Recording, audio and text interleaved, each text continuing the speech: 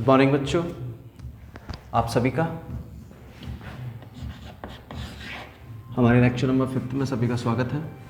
ठीक है, तो देखिए हमारी प्रीवियस क्लास चल रही थी और हमारा जो प्रीवियस लेक्चर हुआ था उस प्रीवियस लेक्चर में हमने अवकलन के बारे में कैलकुलेशन की थी। मैंने आपको अवकलन पर आधारित कुछ फॉर्मूले लिखाए थे। उसके बाद अब हम आज पढ़ेंगे सेकंड पार्ट समाकलन। ठीक है, तो ध्यान दीजिए।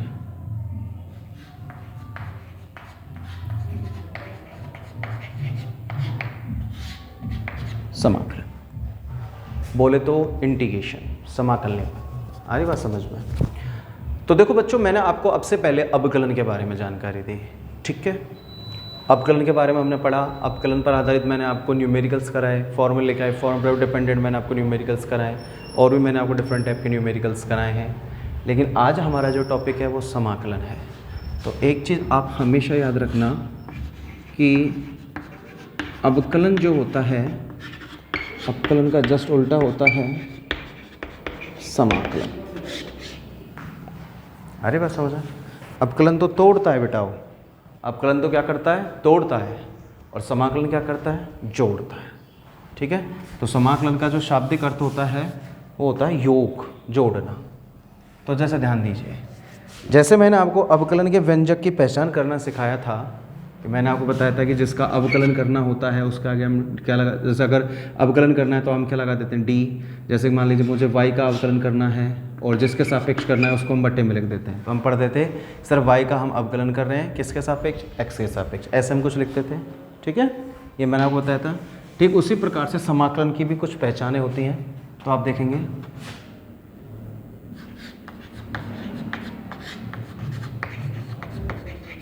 समाकलन का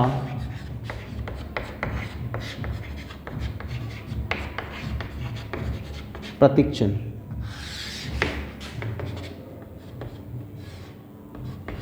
देखो बच्चों ये होता है समाकलन का प्रतीक चिन्ह। यानी कि ऐसे एक मरे हुए सांप की सी आकृति आपको दिखाई देगी, ये होता है बेटा समाकलन का प्रतीक चिन्ह। ठीक है, तो आगे ध्यान दीजिए, ये समाकलन का प्रतीक चिन्ह हो गया। तो बेटा जिस फलन का हमें समाकलन करना होता है तो आपको ये चिन्ह लगा हुआ मिल जाएगा, बिल्कुल सीधी पहचान है। आपको ये साइन मार्क दिख जाए तो आप समझ जाइए आपको क्या करना है, समाकलन। पहली बात, जैसे कि राम है, राम का आगे ये चिन्ह लग रहा है तो आप समझ जाओगे सर हमें राम का क्या करना है, समाकलन करना है। समझ रहे हैं, राम का क्या करना है, हमें समाकलन करना है। ओके, अब राम का समाकलन करना किसके सापेक्ष है तो उसको हम कैसे लिखेंगे, तो मैं आपको पहचान बता रहा हूं। जैसे कि आपसे कहा गया है राम का श्याम के सापेक्ष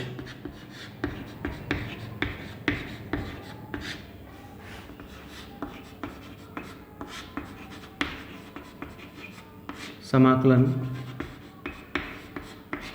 करो, राम का श्याम के सापेक्ष समाकलन करो।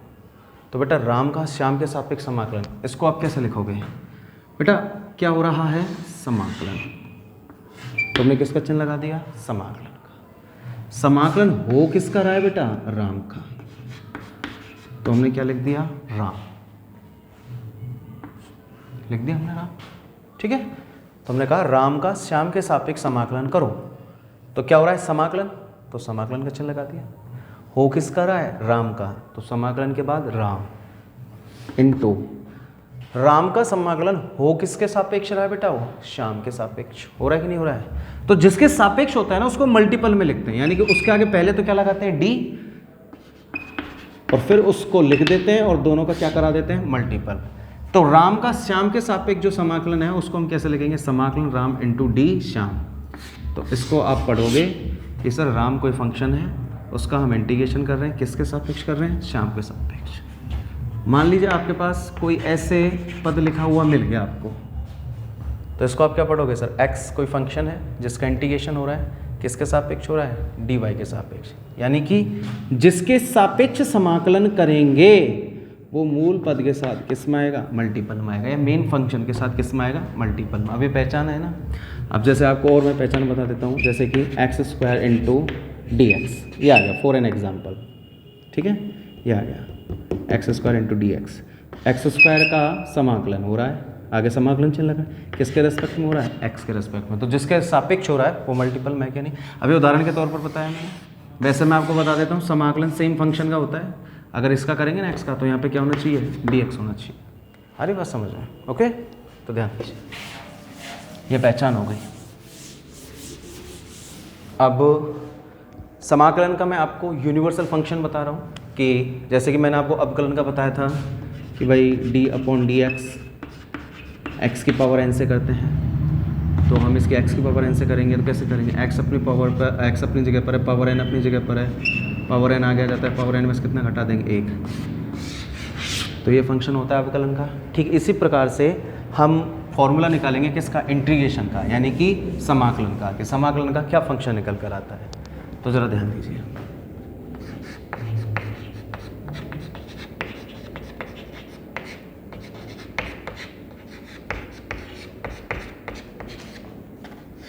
समाकलन का सूत्र, ठीक है। तो सबसे पहले बाकी के सूत्रों की जानकारी आपको मैं बाद में दूंगा। सबसे पहले आप इसका जो मेजर फंक्शन है उसे देख लीजिए, मेजर फार्मूला कि समाकलन एटलीस्ट हम कैलकुलेट कैसे करेंगे, ठीक है। तो ध्यान दें, इंटीग्रेशन x की पावर n से करते हैं इंटू dx, यानी कि इससे हमें पता चल रहा है कि x की पावर n का समाकलन करेंगे किसके रेस्पेक्ट में, x के रेस्पेक्ट में। तो ध्यान दो बेटा, इंटीग्रेशन करते हैं तो इंटीग्रेशन का साइन मार्क हट जाएगा, ठीक है।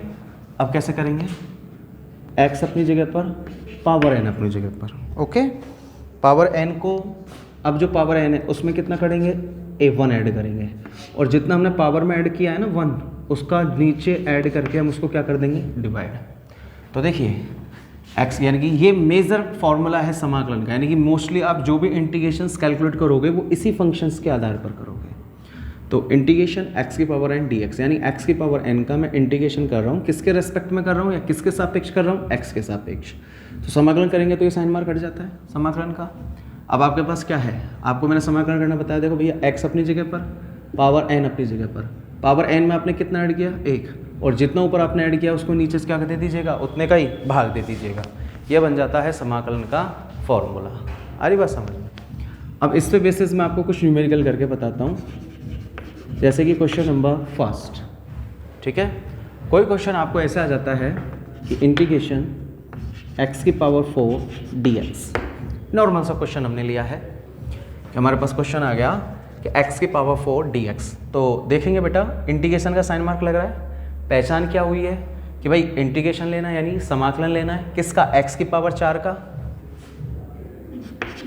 x की पावर 4 का हमें समाकलन करना है, किसके सापेक्ष करना है, x के सापेक्ष। कैसे करेंगे, ध्यान दीजिए, देखो बेटा फॉर्मूला आपके सामने लिखा पड़ा ही है, इंटीग्रेशन करेंगे तो इंटीग्रेशन का साइन मार्क हट जाएगा।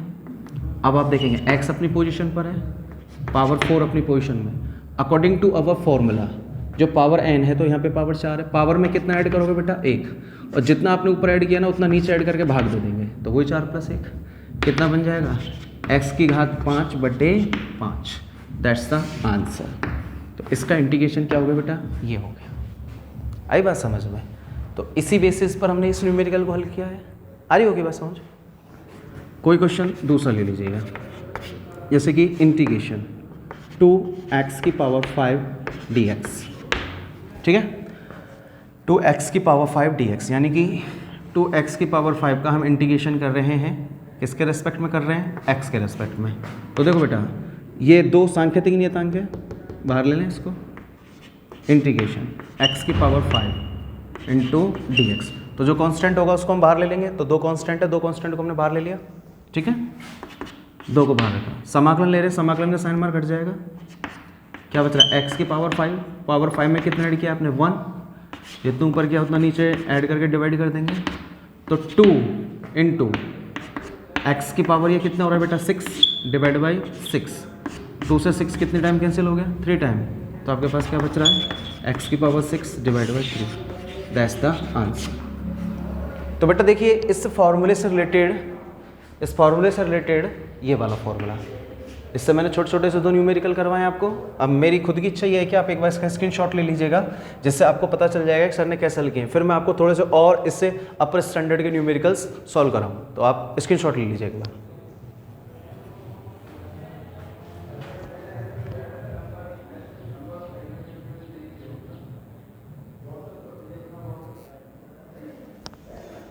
हाँ तो बच्चों, अब हम चलते हैं अगले कुछ इससे अपर स्टैंडर्ड के न्यूमेरिकल्स के लिए अगर हम बात करते हैं यहाँ से आगे, तो देखिए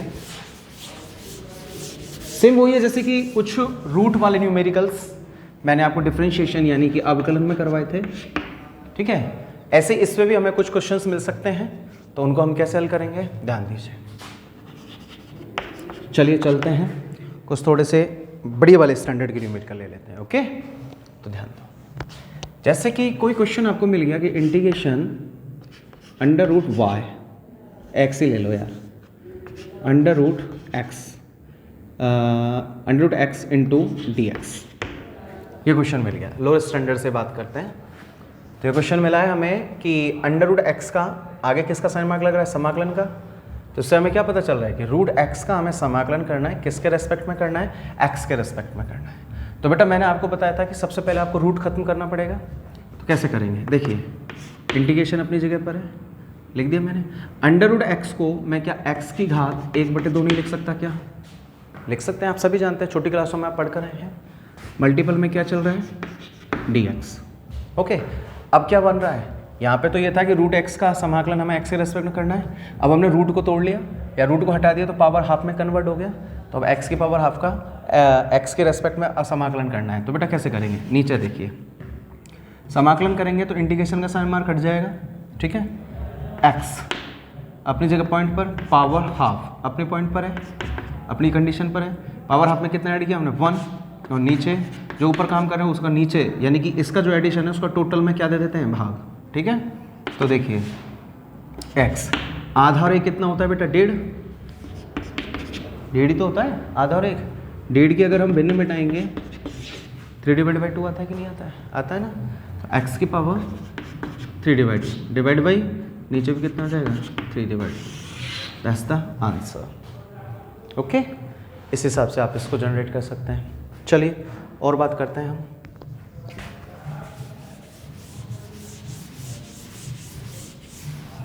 जैसे कि मान लीजिएगा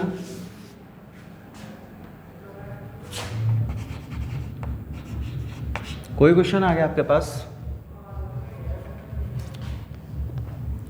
इंटीग्रेशन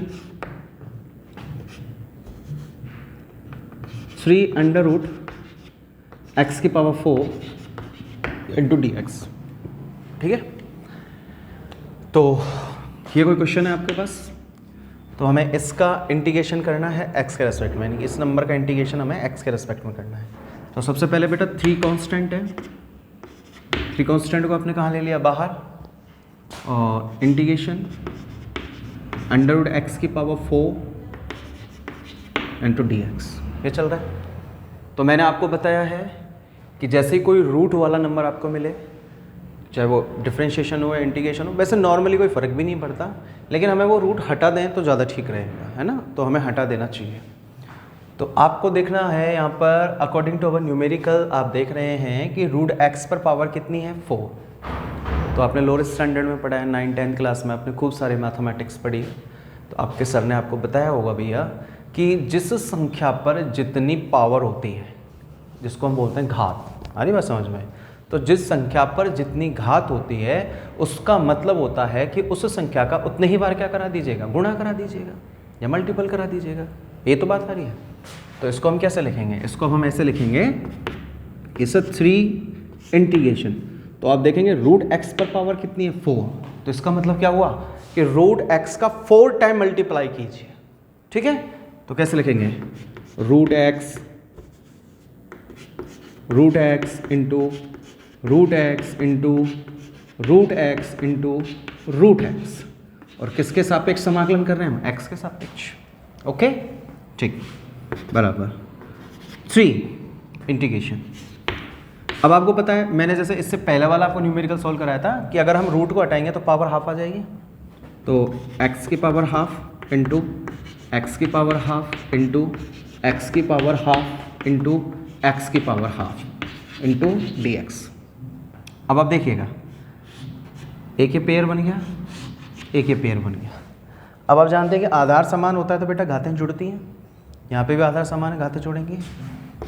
3 कंटिन्यू बाहर चले जाए क्योंकि कांस्टेंट है, तो यहाँ पर आधा और आधा कितना हो गया बेटा 1 इंटू, यहाँ पर भी और आधा आधा कितना हो गया बेटा 1 इंटू क्या चल रहा है डी एक्स। वापस से एक पेयर बन गया, वापस से एक पेयर बन रहा है, तो 3 इंटीग्रेशन आधार समान है, घातें जोड़ेंगे x square into d x. क्या बन गया?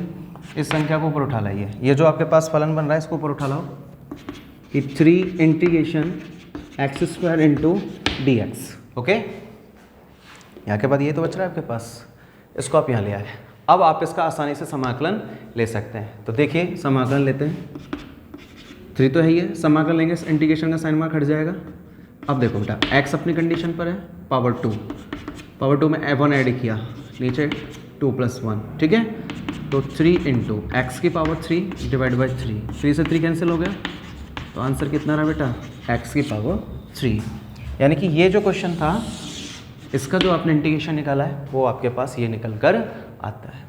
तो मेरा कहने का मतलब ये है, आपको इसी से भी और भी टिपिकल न्यूमेरिकल्स मिल सकते हैं, तो आप उनको हल कर सकते हैं नॉर्मली बहुत ही अच्छे तरीके से, ठीक है।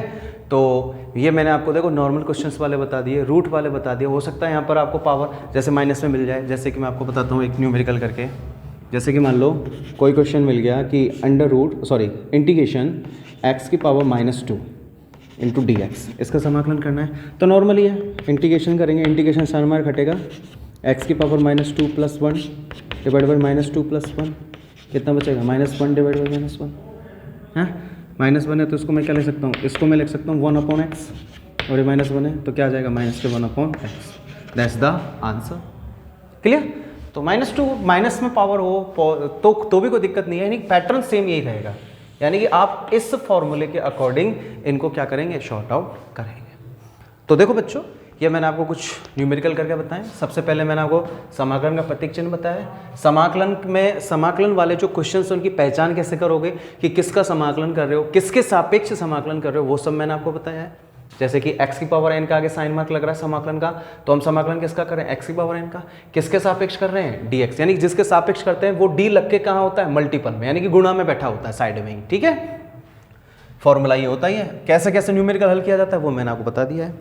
कल आपको ट्रिग्नोमेट्री फंक्शन से रिलेटेड या कुछ अदर मैं कुछ फॉर्मूलेस बताऊंगा जिन पर आधारित हम फिर कल चर्चा करेंगे और न्यूमेरिकल्स भी करेंगे, ठीक है। तब तक के लिए आप इसको रिवाइज जरूर करें, ठीक है। कंटिन्यू पढ़ें, फिर भी कोई दिक्कत आती है तो आप मेरे को बताएं, डिस्कस करें। Thank you.